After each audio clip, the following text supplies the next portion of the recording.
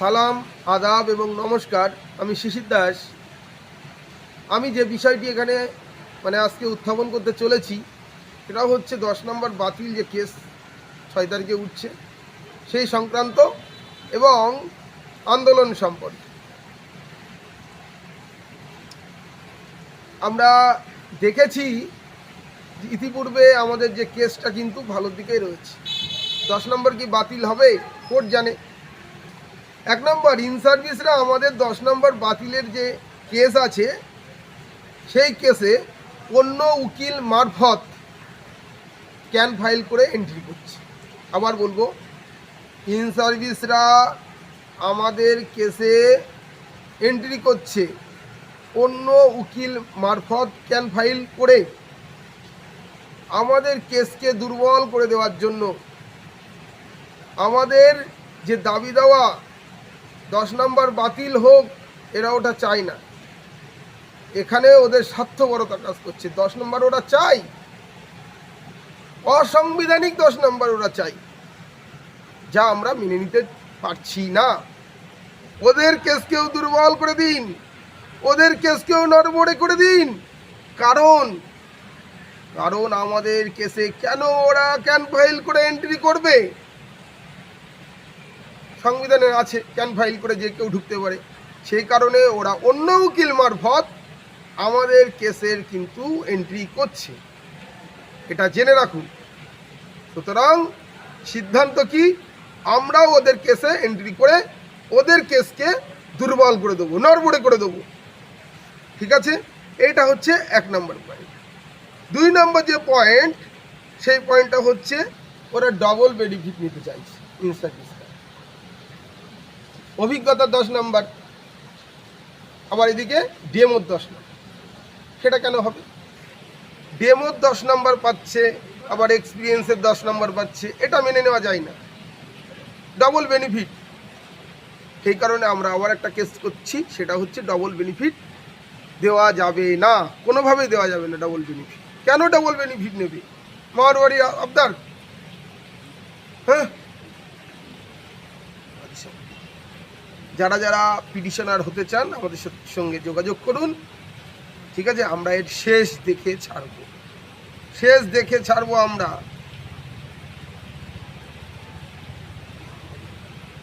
আচ্ছা, সবাইকে অনুরোধ করব যে আপনারা ফান্ড দিন, এগিয়ে আসুন। আপনারা বুঝতে পারছেন না, আমাদের কেস কিন্তু ভালো জায়গায় রয়েছে। ক্লাস 1 থেকে আপনি এমএসসি করেছেন, বিএড করেছেন, এমএড করেছেন, পিএইচডি করেছেন। কত টাকা খরচ হয়েছে? লাখ লাখ টাকা খরচ হয়েছে, এটার তো কোনো সন্দেহ নেই।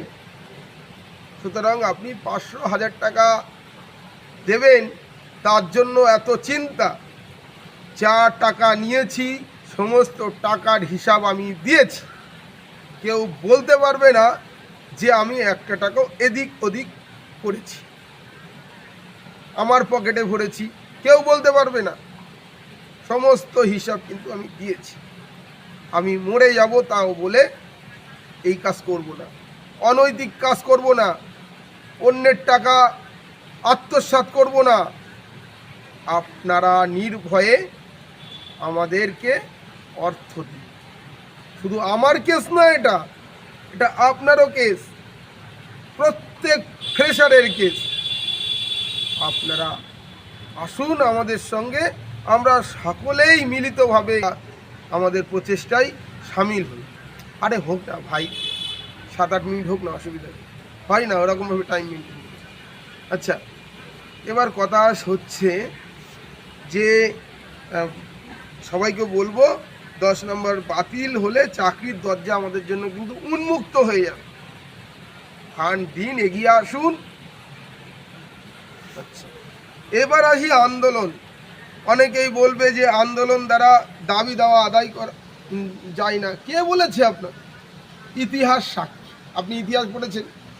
ইতিহাস সাক্ষী। আইন অমান্য আন্দোলন, অসহযোগ আন্দোলন, ভারত ছাড়ো আন্দোলন, আন্দোলনের মাধ্যমে কিন্তু অনেক দাবি দেওয়া আদায় করা যায়। এই সমস্ত আন্দোলনের ফলে ব্রিটিশ সরকার কি ভয় পেয়ে যায়নি? অবশ্যই। সুতরাং আমাদের থেমে থাকলে চলবে না, আন্দোলনে আসতে হবে, আন্দোলন চালিয়ে যেতে হবে। একটা নিয়ম মাফিক একটা আন্দোলন করলাম, আবার 2 মাস পরে আন্দোলন করলাম, ওটা করা যাবে না। ক্রোনোলজি মেনটেন করতে হবে, আন্দোলনে সামিল হতে হবে, আন্দোলন করতে হবে, সবাইকে আসতে হবে, সমস্ত ফ্রেশারদেরকে উদ্বুদ্ধ করতে হবে, সমস্ত ফ্রেশারদের ঐক্যবদ্ধ করতে হবে। আমরা আমাদের বিভেদ ভুলে, মতানৈক্য ভুলে আমরা একটাই আমাদের পরিচয়, সেটা হচ্ছে আমাদের ফ্রেশার। লাল নীল সবুজ নয়, আমাদের একটাই পরিচয়, আমরা ফ্রেশার, আমরা ঐক্যবদ্ধ ফ্রেশার। সুতরাং আমি বলবো, এই বাংলা কিন্তু পথ দেখিয়েছে ভারতবর্ষ। এই বাংলায়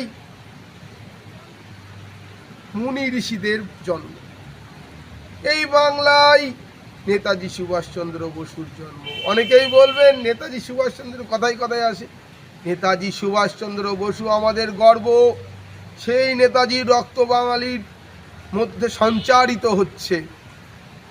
মাস্টারদা সূর্য সেনের জন্ম, প্রীতিলতা ওয়েদ্যদারের জন্ম, কল্পনা দত্তের জন্ম, বীণা দাসের জন্ম। আমরা প্রতিবাদ করতে জানি, আমরা রাস্তায় নামতে জানি, আমরা অন্যায়ের বিরুদ্ধে প্রতিবাদ করতে জানি। অন্যায় যে করে আর অন্যায় যে সহে, তব ঘৃণা তারে যেন তৃণ সমুদয়ে। অনেকে ভাবছেন যে আমি তো ডাক পেয়েছি, আমি আন্দোলনে যাব কেন, কি লাভ আন্দোলনে গিয়ে? আমি তাদেরকে বলবো, আপনি ভুল ভাবছেন, আপনি স্বার্থপরতা দেখাচ্ছেন। একজন টিচারের ওটা কাজ না। আপনি চাকরি করবেন, মাইনে তুলবেন, ভালো মার্কেটে যাবেন, ভালো বাজার করবেন, খাবেন দাবেন, হয়ে গেল। আপনার কি সমাজের প্রতি কোনো দায়বদ্ধতা নেই, কোনো দায়িত্ব নেই? শিক্ষক হলো মানুষ তৈরির কারিগর। সুতরাং সমাজকে গড়তে হবে। একজন শিক্ষকের কাজ সমাজকে তৈরি করা, শুধু মাইনে নিয়ে ভালোভাবে দিন যাপন করা নয়। শিক্ষকের ধর্ম আপনাকে পালন করতে হবে। আমাদের এই বাংলায় স্বামী বিবেকানন্দের জন্ম, স্বামী বিবেকানন্দের জন্ম।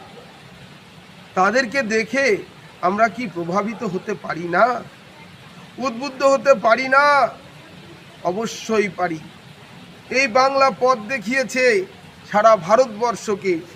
সুতরাং আমরা থেমে থাকবো না, আমরা রাস্তায় আমাদের আন্দোলন চালিয়ে যাব যতক্ষণ না আমাদের দাবি দেওয়া আদায় হচ্ছে।